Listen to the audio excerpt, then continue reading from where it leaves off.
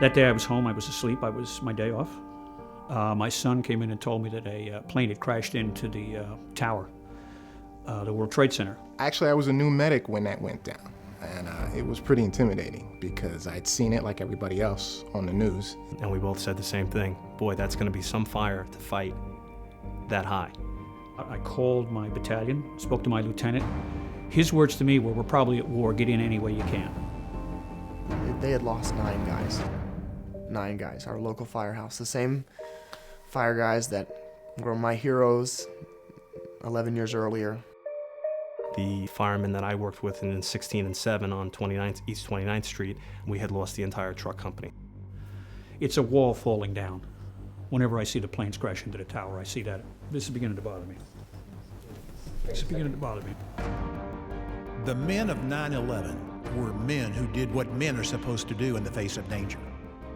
They were men who went forward instead of pulling back. Men who took the initiative instead and were not passive. Men who stepped up. A columnist from the Wall Street Journal wrote about these men. Men are back, the columnist wrote. Masculine men. Men who charge up the stairs in 100 pounds of gear and tell everyone else where to go to be safe. Men who are welders, who do construction. Men who are cops and firemen. They are, all of them, one way or another, the men who put out the fire. I thought about, what am I going to do? Everyone's going to look up to me. I'm the paramedic.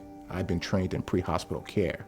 They're going to look at me and wonder and ask me questions and wonder, what am I going to do for them? The difference between a trained firefighter in that situation and a civilian is the civilian may still do something heroic as people would look at it. The firefighter, we view it as our job. So regardless of what's taking place, we've been trained to be in dangerous situations. We are confident that our training will actually get us through. I don't run from things. I don't. I'd rather face it and have you think the worst of me than think I couldn't face what I was supposed to face. Until I started working for the fire department, I never thought I'd find something that I was meant to do. And I feel meant to do this. You don't think of it at the time. It's just what, part of it's training, okay? And part of it's just an idea that this is what I gotta do. I gotta, not that I can make a difference, I'm gonna change the world or whatever, but I can change this scene. I can do something about this right now. What we call courage or bravery, or it's you're still nervous, you're still apprehensive, but you do it anyway. We're experiencing a new respect for old-fashioned masculinity, a new respect for physical courage, for strength, for a willingness to use both for the good of others. When we talk about heroes, and typically that's always discussed, I don't think anybody who's currently working that was down at 9/11 in any capacity views themselves in anything of that light. The heroes are the ones that didn't actually come home. We were just doing our job. If somebody's not going to take charge, I will. I mean, I don't know why, but I've always thought that maybe there's something that clicks that, not maybe we're taught, maybe it's just something that you inherited from a long line of people that, however, it's just that, okay, I can do this. I got this. We got this, You don't have to be a fireman to be one of the manly men of September 11th. Those businessmen on Flight 93, which was supposed to hit Washington. The businessmen who found out what was happening to their country, said goodbye to the people they loved, snapped the cell phone shut and said, let's roll. Those were tough men. The ones who forced that plane down in Pennsylvania. They were tough, brave guys. And of course, that selfless attitude that comes with the job. They did what they could. They went in, guns a-blazing. Something that you learn from day one when you come to the firehouse is you have to step up. You have to take responsibility. Become selfless, not selfish. It's about the guy laying there, or this woman that's having a baby, or this, or that, the other thing. It's about that. It's not about you. If you got an ego in this business, swallow it. Not gonna do you any good. You can be a hero afterwards. There is a legacy on this job, which I think really feeds into and speaks to manhood. You don't want to let your sibling, your relative, your father, your grandfather that went before you and did the job down. And I think that is going to be where the United States is going to draw the future from. Those men and women who step up, who want to do something great, and who want to make this country great.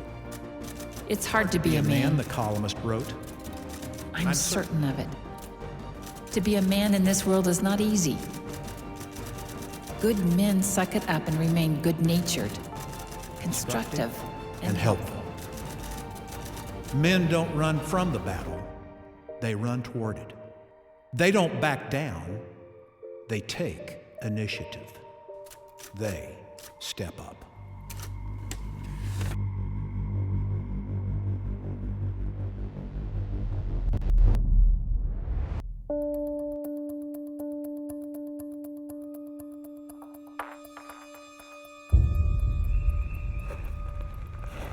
Most of us have grown up hearing the story of David and Goliath. We know about the young shepherd boy armed with his slingshot and 5 smooth stones. He faced off against a 10-foot-tall warrior from Gath and dropped him with one well-placed shot. But do you know how David found himself doing battle in the Valley of Elah in the first place? Israel was at war against the Philistines. A battle line had been drawn between the two armies, and they were at a standoff. Every day, this giant of a man, Goliath, armored up, carrying a huge spear, would come right to the line of battle, and he would taunt the Israelites. Then he'd say, "I defy the ranks of Israel this day. Give me a man that we might fight together." Well, that's where David comes in. He was too young, just a boy, a shepherd boy really. He arrived at the encampment as his brothers and the other Israelite soldiers scattered. So David went to King Saul and said, "I'll go. Let me take him on." The king said to David, "That's crazy. You're just a boy." But David said, "Look, I've had to keep my sheep safe from bears and lions, and the same God who delivered me from the paw of the lion and the bear will deliver me from the hand of this Philistine." David's courage wasn't childish naivete. It was fueled by his bedrock faith in God. And he did what men who step up do. He took the initiative. He went to battle to defend not only his countrymen, but to defend the honor of the living God of Israel. And of course, you know how this story ended.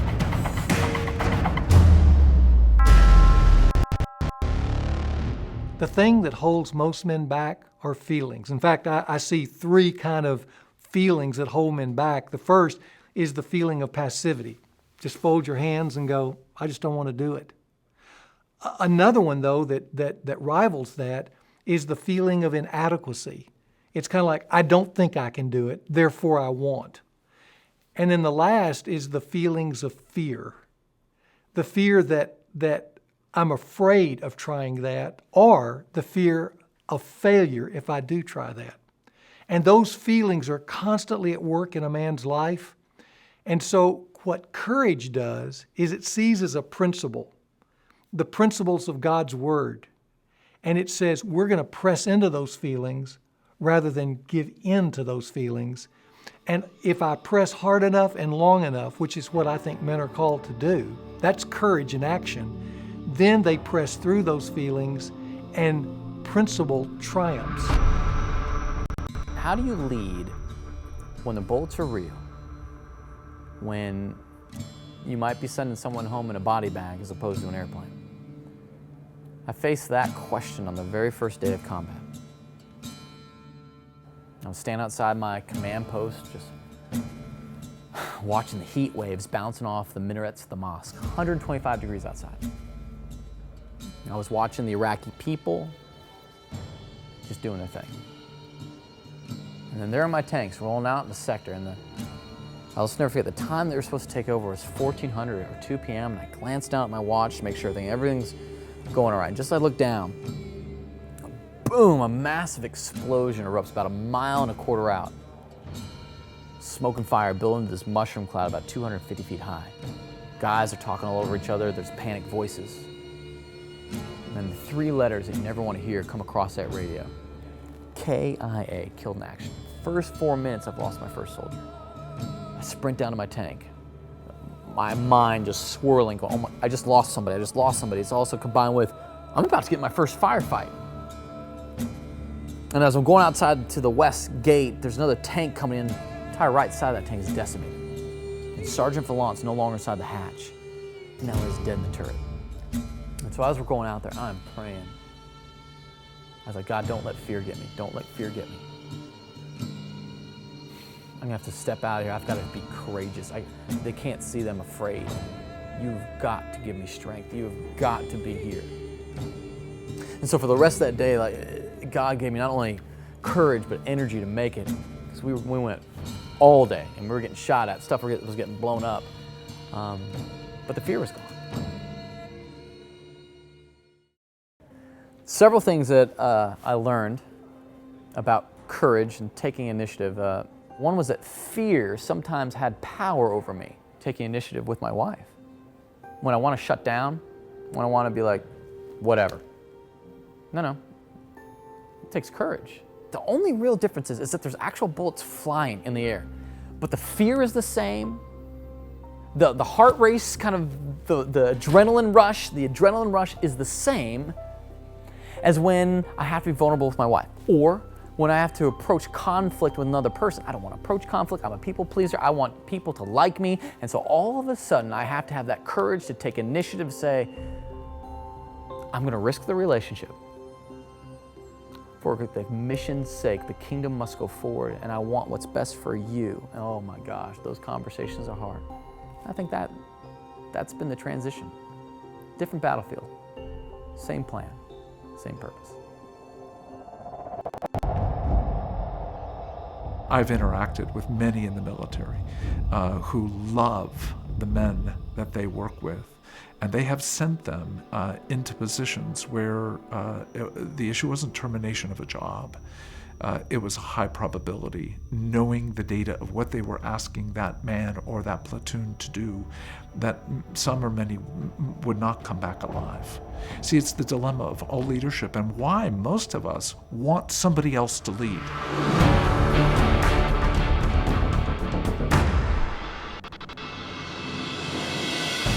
It's time to recognize another inductee into the Unmanly Hall of Fame. These strawberries, they're delicious. You think so? Oh, yes. I may have handpicked them this morning. Charles, you have outdone yourself. Veronica, we've been dating for what? 5 years and... 3 months? It's been the best 5 years and 3 months of my life. I just want to say thank you. And, well, there's a question I've been dying to ask you all night.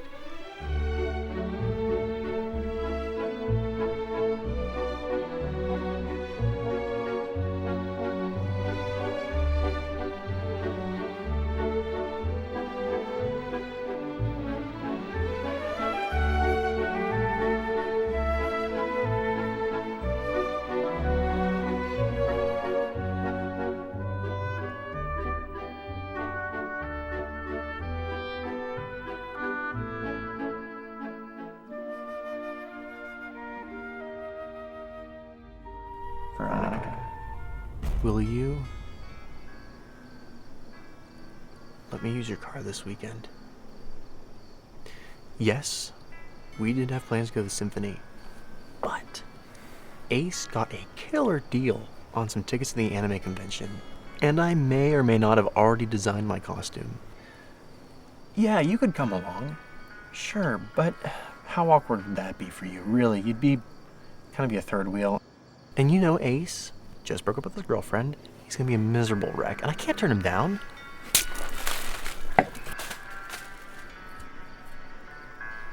So I'll take that as a maybe. I may have to rethink my approach. Congratulations, Charles McIndoe, for 5 years and 3 months of dating with no plan at all for marriage or a family. We salute you as the newest member of the Unmanly Hall of Fame.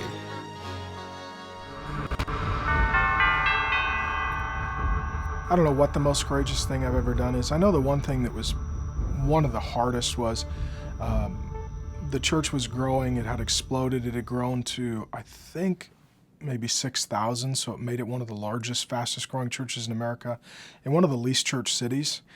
And in a conversation one night, it was just up in our bedroom on a couch, we were visiting, Grace and I were talking about past relationships and just kind of a casual conversation. And we'd been together at that point for, oh man, maybe 17, 18 years or something. I mean, we'd been together a while between dating and marriage. And she just explained to me a few occasions where she had been sexually assaulted, raped, and abused prior to my meeting her. And I just broke. I just started weeping, thinking that I had not known that about my wife. And she just said it matter-of-factly, like she was just reading the script of someone else's life. And there was no emotion in her, and I could tell she didn't even really understand what she had just explained.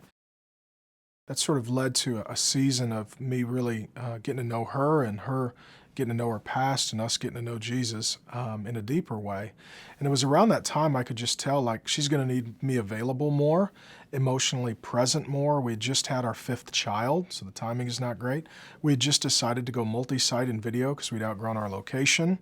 And everybody's looking and all the critics are around and is this going to make it? And a couple of things combined in that season as well, overwork and stress and everything else. I fatigued my adrenal glands. I was in a bad place health-wise, was not sleeping. It was a pretty dark time for me. And I told Grace, I said, you know, for me to recover, for you to recover, for us to build our friendship, I feel like we're kind of at that watershed moment where our marriage is going to get better or it's going to get colder, and you've really opened yourself up, and I need to love and serve you better and pursue you more. I said, so I got to change the church. I mean, all the way down to I got to rewrite the Constitution, bylaws. I got to let some people go. I've got to put in place some hard performance reviews. I've got to be willing to lose a lot of relationships, endure criticism, preach less times, hand off more authority. And I said, I don't know if the church is going to make it, and I don't know if I'm going to make it. I told Grace, I said, I'm going to give it 1 year, and if it doesn't get fixed, I'm going to quit. Because you're more important to me than ministry, and I feel like if I quit right now, the church will probably die, and there's all these thousands of people that have met Jesus. I said, so we're either going to change it or I'm going to quit, but we're not going to do this forever, and you're my priority. And that led to everything that I feared, quite frankly. It was really brutal, and I couldn't tell the story at the time of, and here's why. Because Grace is really hurting, and I love her, and I'm broken, and we need to pull back and make some course corrections. Because it's Grace's story to tell, and she wasn't ready at that point to tell that story, and I had no right to tell that story for her. And so everybody got to speculate for years what the motive. Oh, he's power hungry, he's controlling, he wants to take over, he doesn't love people, you know, he's just a bully. It's like, no, actually he's broken and his wife is hurting, and the church is going to probably literally kill him or put him in the hospital, and his wife needs him right now, so he's got to make some adjustments. So you know, in the grace of God, we weathered that storm.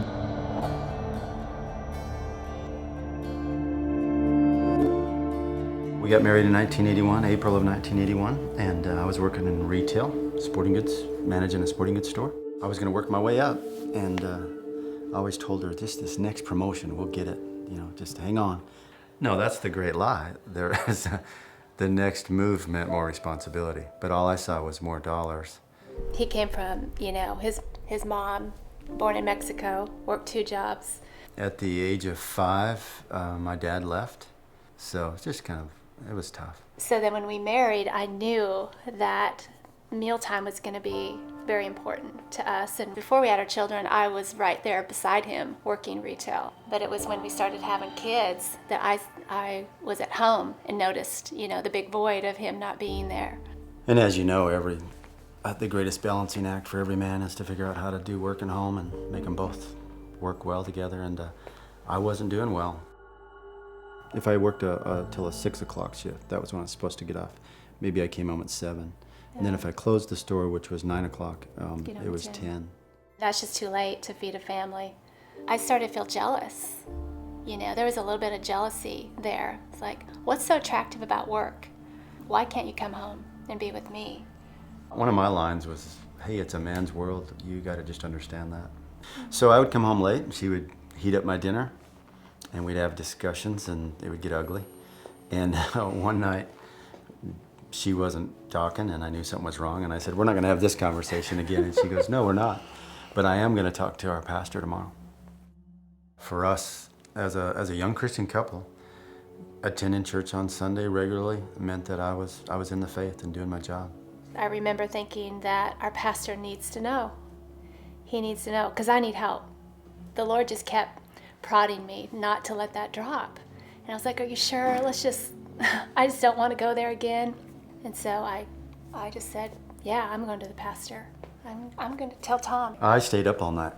I didn't even go to sleep. I sat in my chair and talked to God and thought, I better figure this thing out. We're at breaking point. Something's got to give. What little I knew about talking to God, I did. And, you know, it's one of those moments in your life when God goes, you're the one that needs a change. Thinking back to that time, I think it was just so pivotal.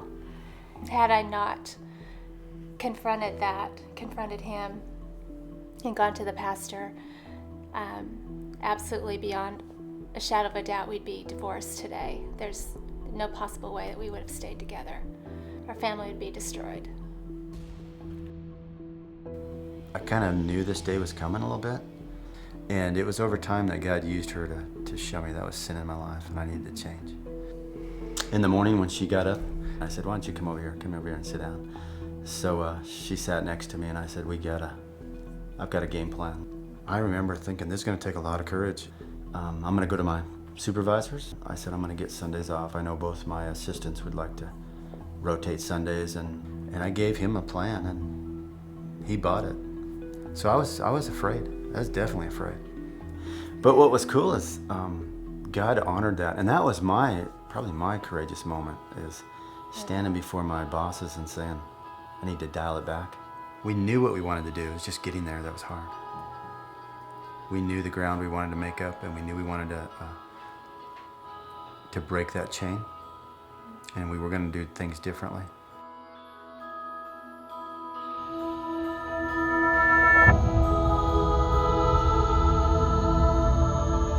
I asked basically these two questions. What were you written by God to say no to? And it doesn't matter what job you have, what world you're in, there will be something in your heart that says, and hear these words carefully, hell no. I will stand against hell in some arena and say, my life is being spent to say no to this kind of evil. But to do that well, you've also got to know what you want to say heaven yes. So clarify, perhaps over your 20s, what you're meant to say no to, what you're meant to say yes to. Now we can begin to do the hard work of saying what education, what careers will best enable you to be able to live out that no and yes. With my sons, we'll have those teachable moments where you'll be able to sit down and say, son, you don't understand this right now. You don't understand why daddy is requiring this of you right now. But I want you to know something. One day, there's going to be a moment of difficulty. And there's going to be a wife and some children who all at the same time turn their eyes toward you. And you cannot fall apart when that happens.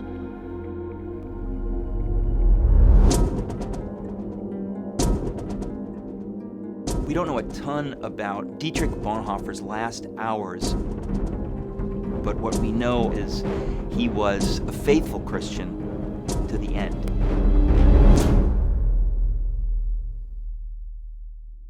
In the 1930s, he wrote his famous book, The Cost of Discipleship, but he's probably most famous for his decision to get involved in the plot against Adolf Hitler. and it was not an easy decision for him. The Nazis were getting more and more powerful, and so many people were bamboozled by the complexity of the situation. It's very easy for us with hindsight to say, oh, I would have done this, or the church should have done this, but it was very complex, very difficult.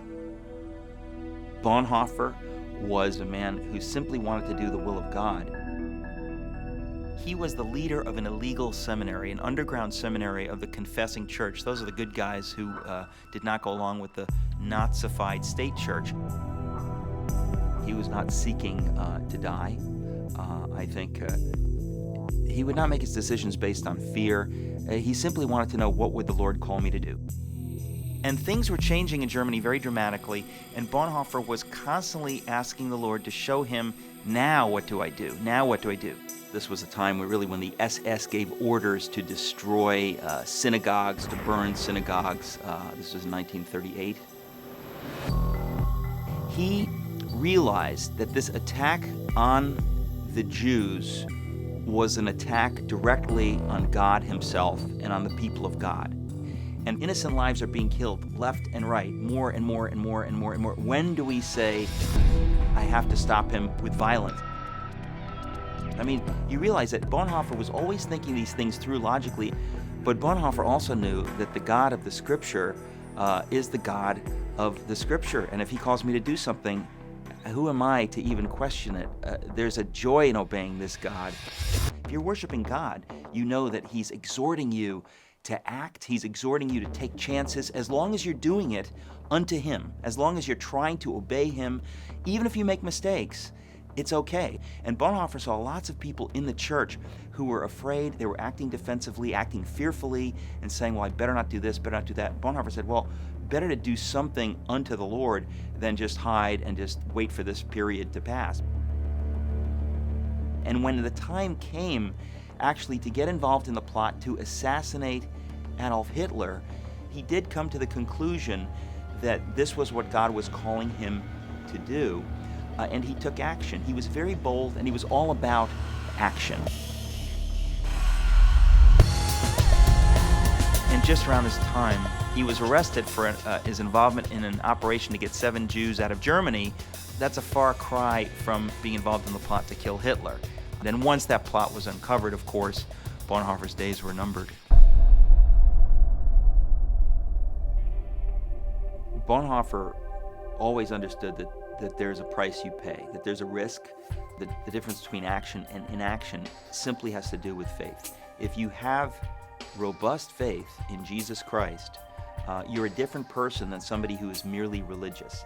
From the moment he really got serious about his faith, Bonhoeffer understood that to give my life to Christ is immediately to give it up, to give it away. So whether he takes it from me literally, whether I die, I'm already supposed to be dead to myself. That's the whole point of it. And so it gives you a strange freedom. You're free. In fact, we know that only about 18 hours before his death, he conducted a service. And this is just before the Gestapo knocks on the door, and they drove him a number of hours to Flossenburg. And at dawn on the morning of April 9th, 1945, he was hanged. Bonhoeffer had this really extraordinary, and I would say supernatural ability to hear what God was saying, to get the biblical perspective, and he was astoundingly resolute.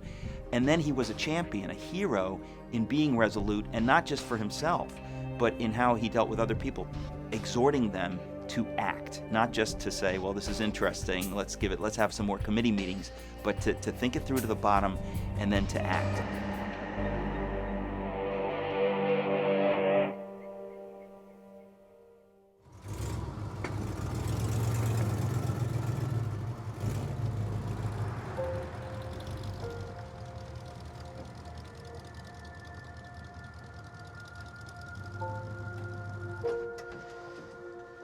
You know, at the essence of masculinity is initiative. When others were being passive, Dietrich Bonhoeffer stepped up. He gave the ultimate sacrifice, his life, and he was a courageous man. I think you and I are called to be courageous men as well. You know, over the years I've spoken on this subject of men stepping up And in fact, let me just show you something. This was given to me recently by a guy who came up at the end of one of my messages, and you could tell he'd been struck with the idea of stepping up. He writes, "I see myself sitting on the adolescent step, with my hands leaned back on the manhood step and my feet on the boyhood step, as if trying to crawl backwards. I can't even imagine ever being a patriarch." Here's the thing, there are a lot of guys today giving in to passivity, and they're sitting on one of those steps when they need to be stepping up. I want you to think about your relationships as a single man.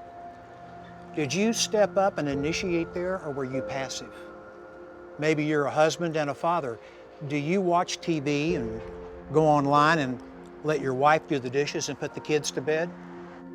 I want you to think about what you can initiate right now, where you can take the initiative as a man in either your relationships, your marriage, your family, or with your employer, to step up and be the man.